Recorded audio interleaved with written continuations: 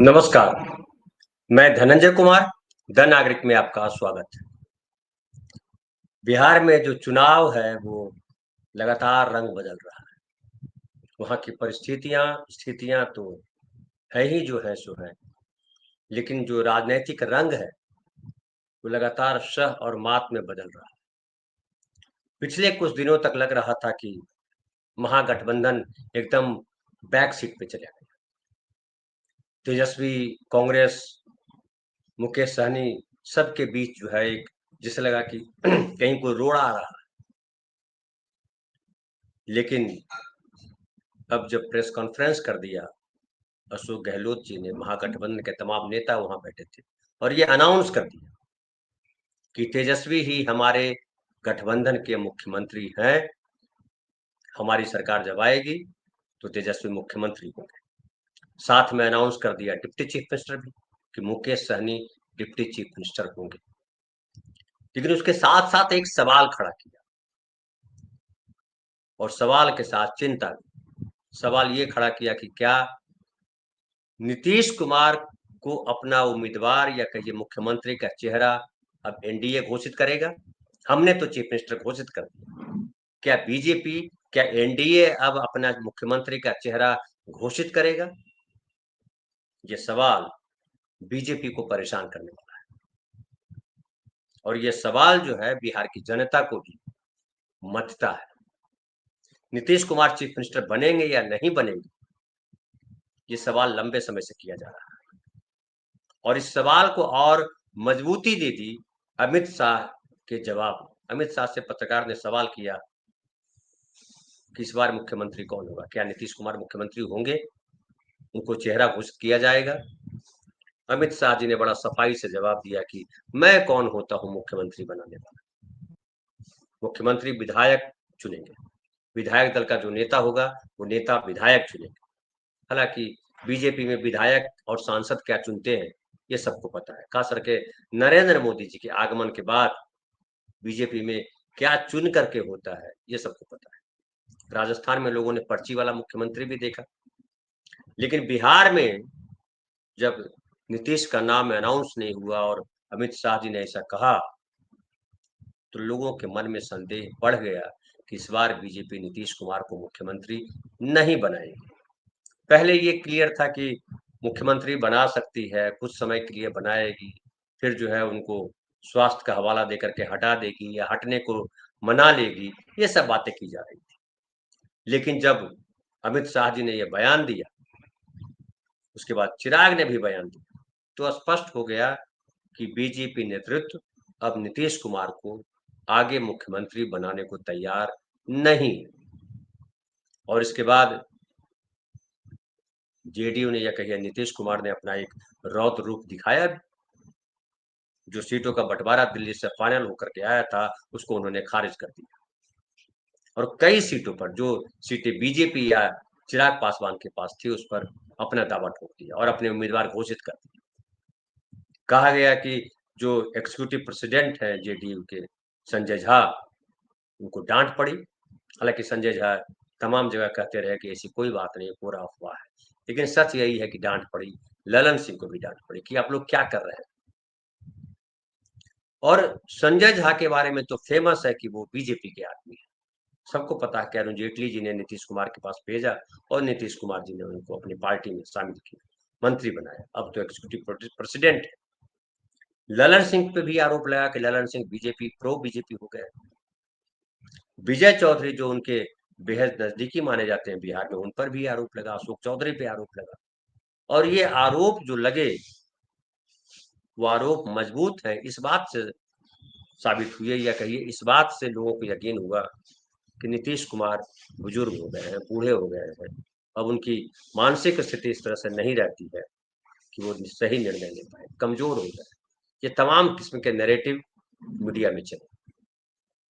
पिछले दिनों देखिए नीतीश कुमार जो है मंच पर उम्मीदवारों को माला पहना रहे थे, उसमें महिला उम्मीदवार को भी माला पहना दिया, पहनाने जा रहे थे, कहिए पहना दिया हो तो पहनाया ही।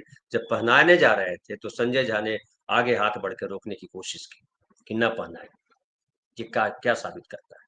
ये साबित करता है कि नीतीश कुमार का दिमाग सही काम नहीं कर रहा है। ये नैरेटिव गढ़ा गया कि स्त्री को माला नहीं पहनाना चाहिए था, नीतीश जी ने पहना दिया। इसके पहले भी कहा गया कि एक जो सम्मान लेने आई थी उसको नीतीश जी ने पीछे से कहा ऐसे सीधा हो जाओ, उसको कहा गया कि महिलाओं को उन्होंने अपनी तरफ खींचा। कई बातें की गई और खास करके जब वो नीतीश कुमार जी ने, वो याद होगा आपको, विधानसभा में जो महिलाओं को लेकर के बात की थी कि महिलाएं अब कैसे बच्चा जनने को रोक लेती है, उसको लेकर के बड़ी आलोचना हुई थी। और वहीं से नीतीश कुमार के बारे में ये चला कि उनका दिमाग सही जगह नहीं। लेकिन जो करीबी लोग हैं वो मानते हैं कि डिमेंशिया की प्रॉब्लम तो उनको है, कुछ समय के लिए दिमाग जो है आउट ऑफ कंट्रोल जैसा हो जाता है, लेकिन बाकी समय नीतीश होशो हवास में रहते हैं। अब बीजेपी पहले से सपना देख रही है कि हमारा मुख्यमंत्री हो। 2020 में जो नीतीश जी के साथ खेला किया गया, वो इसीलिए किया गया था कि नीतीश कुमार कमजोर हो जाए और फिर जो है हम अपना मुख्यमंत्री लगाए। नीतीश कुमार कमजोर तो हुए, 43 सीट पर तो आ गए, लेकिन बीजेपी अपना मुख्यमंत्री नहीं बना सकी क्योंकि उतना सीटें उसके पास नहीं थी और उसको अंदाजा था कि अगर हम अपना मुख्यमंत्री देंगे तो नीतीश कुमार बाहर चले जाएंगे, कुछ खेला कर देंगे। तब नीतीश कुमार के बारे में डिमेंशिया है या दिमाग उनका काम नहीं कर रहा है, बुजुर्ग हो गए हैं, बूढ़ा हो गए, पता नहीं कैसी कैसी हरकतें कर रहे हैं, उस समय इस तरह की बातें नहीं की जाती थी, उस तरह बातें थी भी नहीं। नीतीश कुमार तब पूरे होशो-हवास में। लेकिन बीजेपी ने उनको घेरने की कोशिश की और दो जो मुख्यमंत्री डिप्टी चीफ मिनिस्टर बने वो ढूंढ करके लाए आरएसएस वाले उधर से, सुशील कुमार मोदी को नहीं बनाया। और कहा गया कि ये जो रेणु जी को और एक और तारकेश्वर जी को जो बनाया गया है डिप्टी सीएम, तो बीजेपी ने इनकी घेराबंदी की, नीतीश कुमार की घेराबंदी की।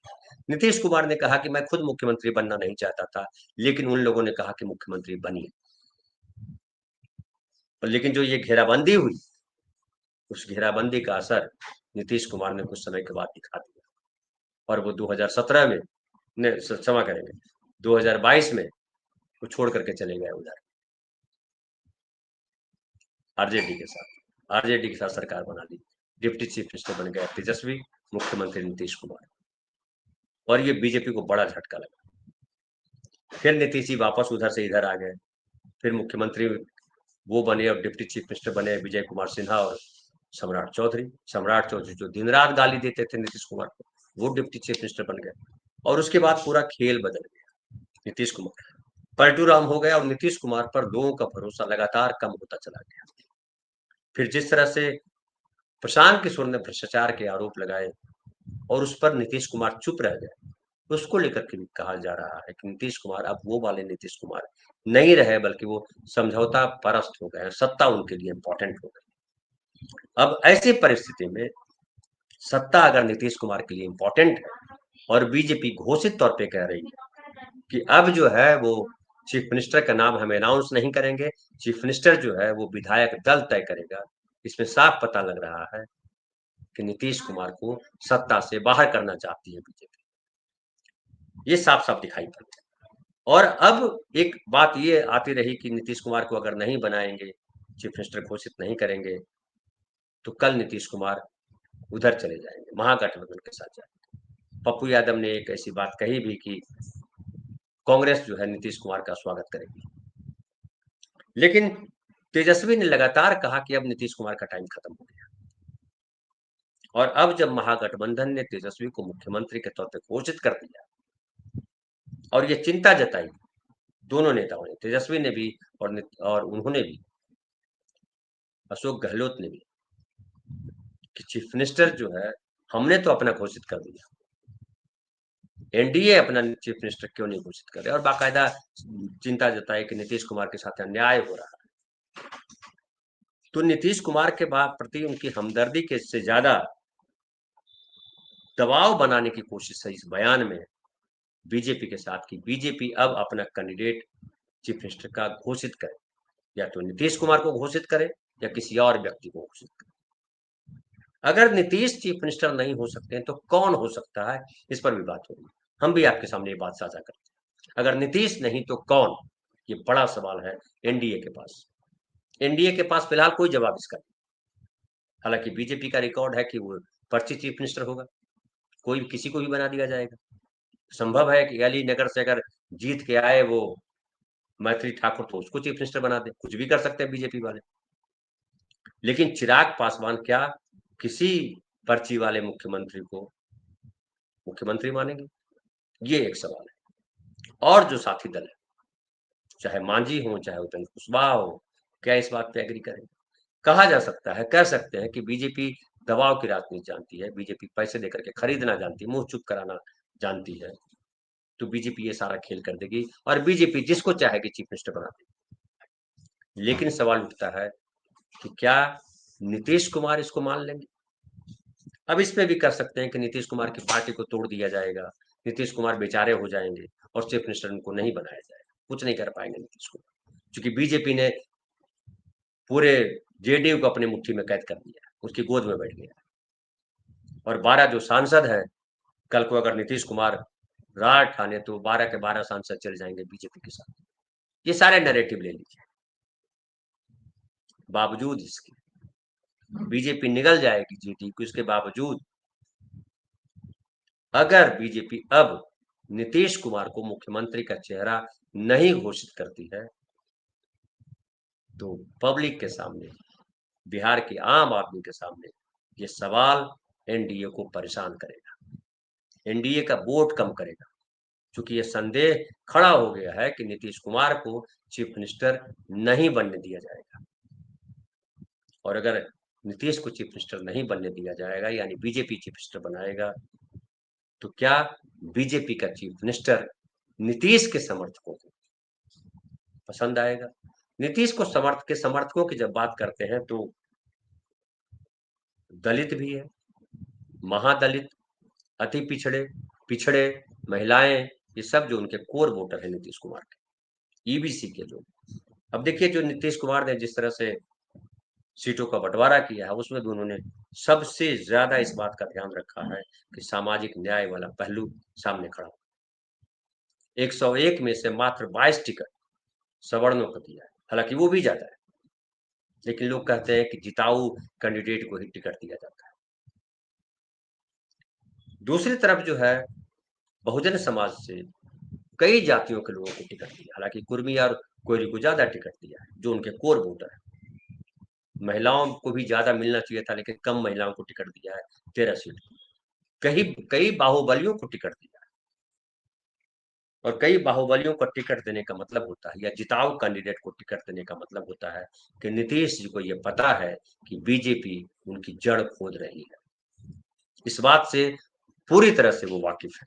2020 की घटना और 2024 में नीतीश जब और कमजोर हुए हैं, तो जाहिर है बीजेपी बहुत जोर लगाएगी, ये नीतीश जी को पता है। और नीतीश जी ने उसकी घेराबंदी की, अपनी तरह से तैयारी की, और अब ये मांग उठेगी कि बीजेपी नीतीश कुमार को चीफ मिनिस्टर घोषित करे।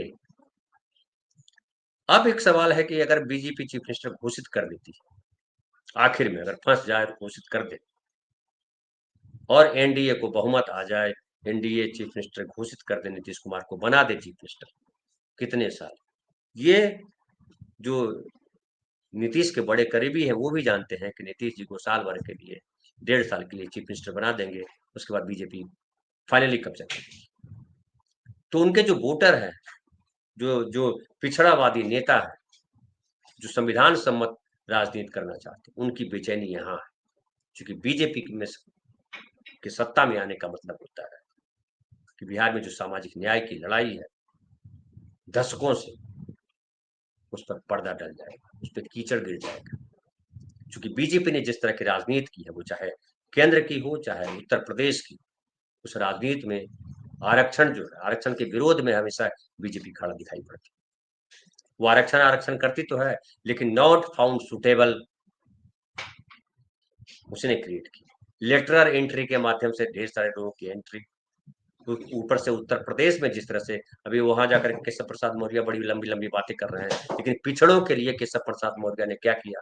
69,000 शिक्षकों के जो बहाली हुई, उसमें कितनी गड़बड़ियां हुई है पिछड़े दलित समाज के साथ, खासकर पिछड़े समाज के साथ, वो कौन नहीं जानता?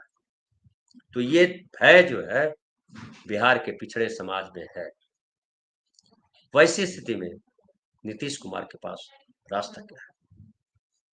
नीतीश कुमार जान रहे हैं कि हम जो है धोखेबाज के साथ चल रहे हैं, किसी भी क्षण, किसी भी पल उसका इस्तेमाल करके उनका गला घोटा जा सकता है।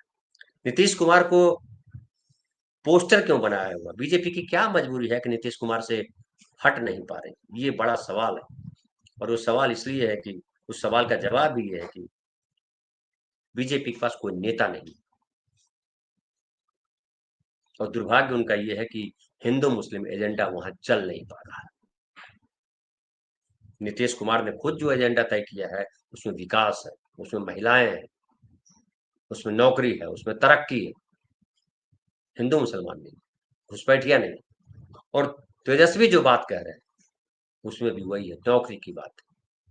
और जिस तरह से महिला वोट बैंक को लुभाने के लिए, या कहिए नीतीश कुमार के वोट बैंक को अपनी तरफ खींचने के लिए, आकर्षित करने के लिए, सीएम जो जीविका दीदी सीएम है उनके परमानेंट नौकरी की बात कही है, वो बड़ी चाल है, बड़ा दाव है तेजस्वी यादव। करीब 1.25 लाख के करीब जीविका दीदी सीएम है, कम्युनिटी मोबिलाइजर जिनको कहा जाता है। और लगभग 1.5 करोड़ जो जीविका दीदियां हैं वो सीएम से कहीं ना कहीं से प्रभावित है। सीएम उनको प्रेरित करती है, मोटिवेट करती है, किसी और दिशा में ले जा सकती है। और नीतीश कुमार ने इसका इस्तेमाल भी किया है, राजनीतिक इस्तेमाल किया है कि रैलियों में सीएम जो है महिलाओं को, जीविका दीदियों को ले जाती है और उन तक नीतीश कुमार की बात पहुंचाने वाला एक एजेंट के तौर पे सीएम काम करते हैं। अब जब सीएम को भी ये पता चल ही गया है कि नीतीश को अब मुख्यमंत्री नहीं बनने दें, और वैसी स्थिति में तेजस्वी ने मुख्य जो सीएम है उनको परमानेंट नौकरी की देने की जो बात कही, तो ये बड़ा खेला करेगा। और जितने खेला जो है बीजेपी ने करने की कोशिश की, तेजस्वी ने आज कहा भी कल प्रेस कॉन्फ्रेंस में कि हमने जितनी घोषणाएं की सब कुछ चुरा लिया उन्होंने। सही बात। लेकिन अब जो तेजस्वी ने जो परमानेंट नौकरी की बात कही है, 30,000 देने की बात की है, उसके बाद बीजेपी का दाव क्या है? बीजेपी का कोई दाव नहीं दिखाई पड़ रहा सत्ता पे। अब लोग कह रहे हैं कि बीजेपी आश्वस्त है कि हम अपने मुख्यमंत्री बनाएंगे, तो इसलिए कि उसको चुनाव आयोग पे सबसे ज्यादा भरोसा है, अपने वोटर से भी ज्यादा भरोसा चुनाव आयोग पे है। और उसे यकीन है कि जो नंबर वो तय करेंगे अमित शाह, वो नंबर चुनाव आयोग ला करके देगा। और अगर ऐसा होता है तो बिहार में जो है कुछ अनहोनी हो सकती है, क्योंकि जमीन पे बीजेपी कहीं दिखाई नहीं पड़ती, हिंदू मुसलमान एजेंडा नहीं चल रहा। नीतीश कुमार के सहारे बीजेपी सत्ता में आना चाहती है, नीतीश कुमार के कंधे पर चढ़ करके सत्ता में आना चाहती है, और नीतीश कंधे पर बैठ करके उनकी गर्दन उमेट देना चाहती है। ये सारी चीजें नीतीश कुमार को लेकर के जो बीजेपी कर रही है वो सारा एक्सपोज हो चुका है। और ऐसी स्थिति में क्या बीजेपी मुसीबत में नहीं फंस गई है? ये बड़ा सवाल है। और अब क्या जो तेजस्वी और अशोक गहलोत ने नीतीश जी को केंद्र में लाकर फिर से खड़ा कर दिया है। हालांकि मैं बराबर कहता रहा हूं कि नीतीश कुमार और तेजस्वी ही इस बार की राजनीति के केंद्र में है, नीतीश या तेजस्वी। लेकिन बीजेपी न नीतीश न तेजस्वी अपना उम्मीदवार मुख्यमंत्री के तौर पे लाना चाहती, मुख्यमंत्री बनाना चाहती किसी अपने व्यक्ति, जो न 3 में है न 13 में है, वो कैसे मुख्यमंत्री बनेंगे? ये सबसे बड़ा सवाल है। और ये सवाल जो है फिर वहीं चला जाता है, वोट चोरी। लेकिन अभी ये तो शुरुआती बात है, अभी जब चुनाव प्रचार होगा और राहुल गांधी और तेजस्वी मिल करके सब जब चुनाव प्रचार करेंगे, 28 तारीख से कहा जा रहा है कि 28 तारीख के बाद, 28 तारीख से चुनाव प्रचार राहुल गांधी अपने हाथ में लेंगे। लेकिन एक और सवाल उठ रहा है, हालांकि ये लाजमी भी है, बीजेपी इसको हवा भी देगी। 17% वोट जो है वो मुसलमानों का है। महागठबंधन को एक बड़ा साथ है मुसलमानों का। आप जानते हैं कि मुसलमानों को बीजेपी ने टिकट नहीं दिया है, नीतीश कुमार ने भी कम टिकट दी। कुल 5 टिकट मुसलमानों को है एनडीए की तरफ से। पिछली बार नीतीश कुमार ने 10 या 11 सीटें दी थी और वो तमाम सीटों पर हार गए थे मुस्लिम कैंडिडेट, यानी मुसलमानों ने उनको वोट नहीं किया।